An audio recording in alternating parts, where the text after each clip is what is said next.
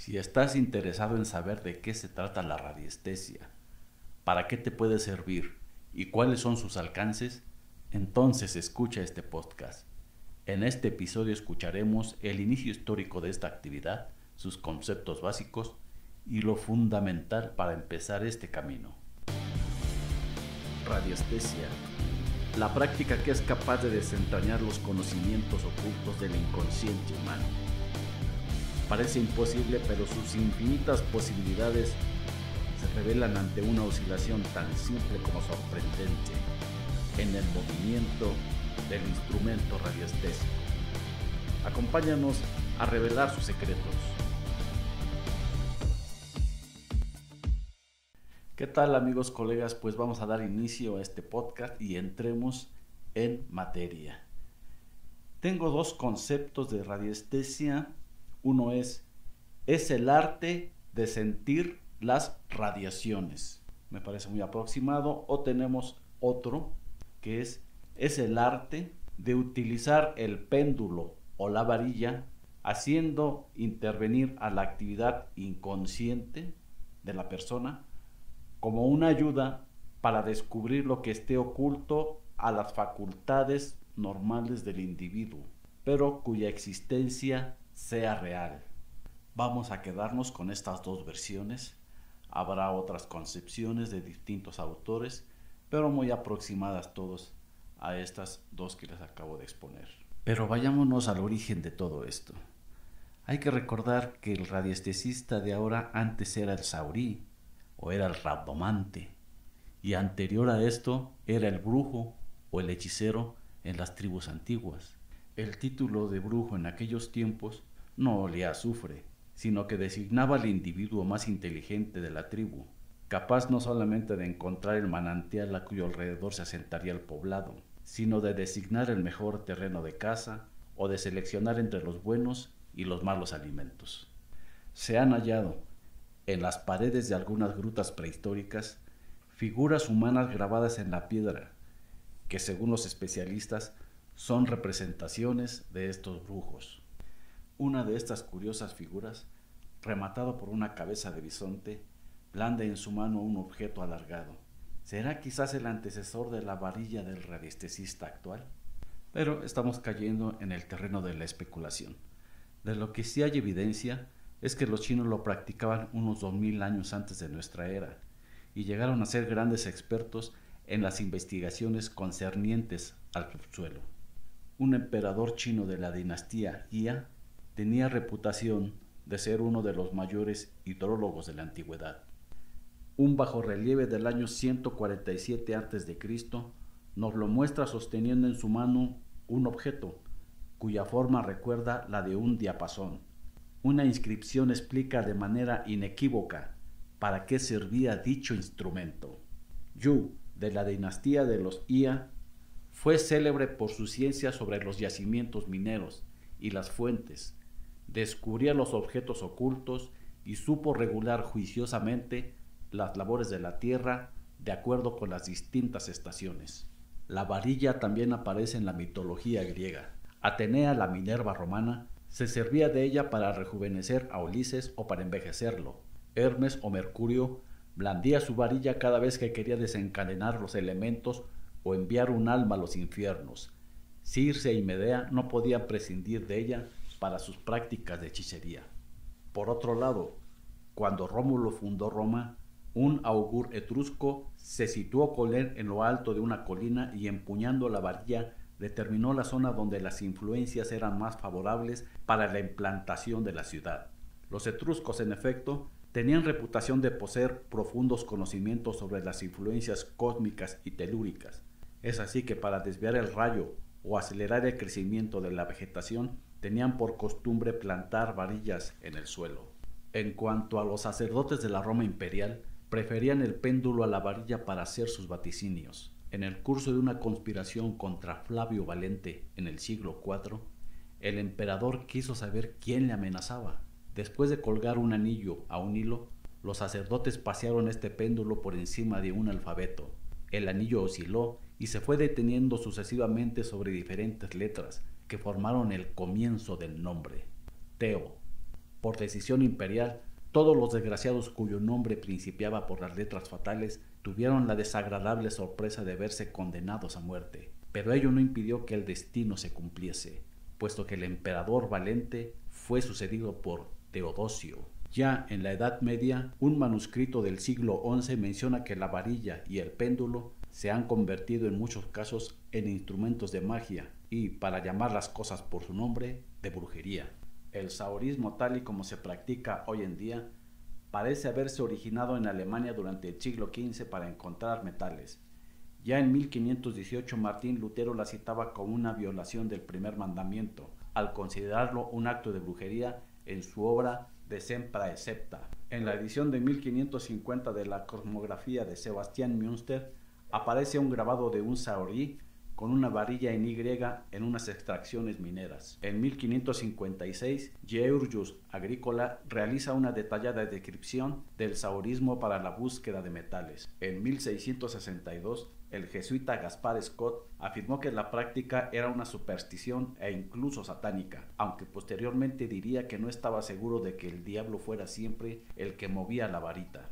Los primeros intentos de explicación científica se basaban en la noción de que las varillas del sahorí eran físicamente afectadas por emanaciones de las sustancias de interés. Por ejemplo, William Price en su Mineralogia Cursuviensis de 1778, de las que los científicos argumentan que tales explicaciones no tienen actualmente sustento científico válido. En el año de 1675, un abogado del Parlamento de Rouen, Jacques Le Royer, publicó un tratado del bastón universal en el que comentaba las cualidades de la varilla, capaz, según él, de descubrir toda suerte de cosas ocultas, salvo las concernientes al mundo moral. En 1693, el abate de Vallemont, en una obra titulada La física oculta o Tratado de la varilla adivinatoria, resaltó por primera vez la utilidad de la varilla para la identificación de ladrones y criminales. En 1780, el doctor Touvenel escribió un volumen titulado Memoria física y médica, que muestra las evidentes relaciones entre los fenómenos de la varilla adivinatoria, el magnetismo y la electricidad, donde exponía las conclusiones a que había llegado. En 1854,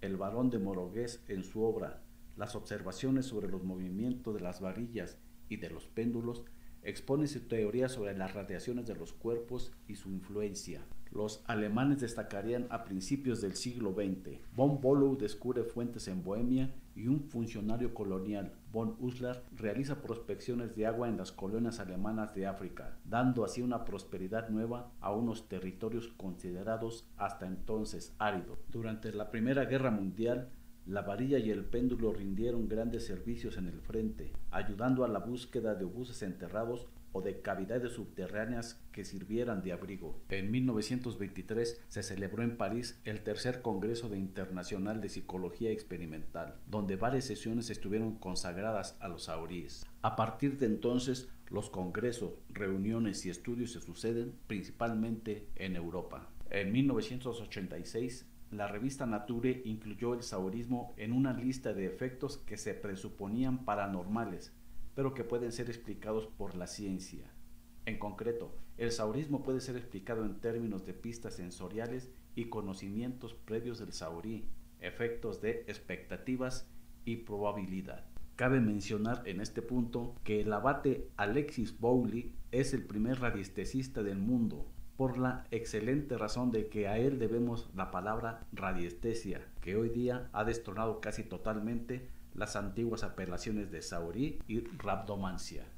Y hasta aquí con esta pequeña introducción a la historia de la radiestesia. Ahora vamos a pasar a las áreas de aplicación o áreas de estudio en las que se puede aplicar la radiestesia. De manera enunciativa, mas no limitativa, les presento a continuación una tabla de las investigaciones radiestésicas más comunes. En las abejas, para la búsqueda de enjambres. En los abonos, para la detección de los mejores abonos. En la agricultura, determinación de la naturaleza de los terrenos. Análisis de los elementos del suelo favorables o nocivos para las plantaciones, ya sean cereales, verduras, flores, etc. Detección de los mejores abonos para los distintos cultivos. Elección de las plantaciones según la naturaleza del terreno. detección de enfermedades parasitarias de los árboles, su tratamiento, detección de las enfermedades del ganado, determinación del sexo de los huevos, detección de las enfermedades de las aves de corral, búsqueda de enjambres de abejas, análisis de la leche y detección de los microbios que contiene, investigaciones sobre los productos derivados de las industrias agrícolas. Respecto al agua, búsqueda de puntos de agua, ya sea lugar, profundidad, caudal, potabilidad. Respecto al alcohol, determinación del grado de un alcohol. Respecto de la alimentación, terapéutica por la alimentación. Respecto de arqueología, búsqueda de estatuas, de obras de arte, identificación de un estilo, de un objeto, búsqueda de subterráneos. Respecto del automóvil, determinación del origen de una avería. Respecto de productos de belleza, detección de productos de belleza apropiados a la piel. Detección de un perfume favorable. Respecto de las casas, determinación de un lugar favorable para su construcción, detección de ondas nocivas, neutralización de las ondas nocivas. Respecto de los colores, determinación de los colores favorables o perjudiciales. Respecto de desaparecidos, busca de personas u objetos desaparecidos. Respecto de la salud, forma de cómo formular un diagnóstico radiestésico. Respecto del dibujo, representación de un objeto o una persona, retrato, dibujo protector, véase dibujo teleinfluyente. Respecto de las enfermedades, ya sea de las plantas, de los animales, de los alimentos, de los seres humanos. Respecto de la fitoterapia, determinación de remedios a base de plantas. Respecto de las joyas y piedras, determinación de las joyas o piedras favorables o nocivas a una persona. Respecto de ladrones, búsqueda de los mismos. Respecto de joyas, piedras preciosas, metales preciosos como oro, plata, búsqueda de los mismos.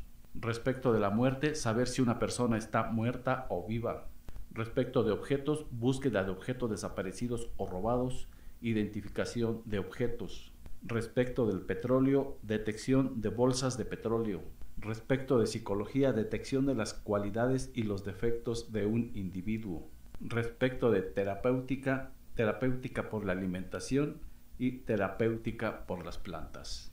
Y ahora, pasando a otro orden de ideas, nos hacemos la pregunta: ¿quién puede practicar la radiestesia? Y la buena noticia es que todos lo podemos hacer, ya que toda persona capaz de concentrar su pensamiento puede practicar con éxito la radiestesia después de un entrenamiento simple y racional. Y ahora, antes de empezar los ejercicios, voy a detallar algunas recomendaciones que les pueden ser útiles para evitar las causas de errores que pueden falsear las experiencias de radiestesia. Número 1. No debemos emprender ninguna experiencia de radiestesia si no nos sentimos en buena forma física y mental. Un malestar cualquiera o incluso un simple disgusto puede alterar o aniquilar nuestra sensibilidad. Siempre que sea posible, debe evitarse operar cuando se está haciendo la digestión. Número 2. No debe intentarse ninguna experiencia si el ambiente en que nos encontramos no nos inspira plena confianza. Las burlas o la hostilidad psíquica de ciertas personas pueden inducir al error. Número 3. Hay que recomendar a las personas que asisten a la experiencia que guarden un cierto silencio mental. Deben comportarse como observadores neutrales, evitando pensar en el objeto de la experiencia. Número 4. No debe olvidarse jamás que el éxito de una experiencia depende siempre de la precisión y la intensidad de la orientación y la convención mental del operador. Hay que recordar que los principiantes se hallan dominados con frecuencia por una autosugestión inconsciente que falsea sus reacciones y con su tensión paraliza los movimientos de su péndulo o de su varilla.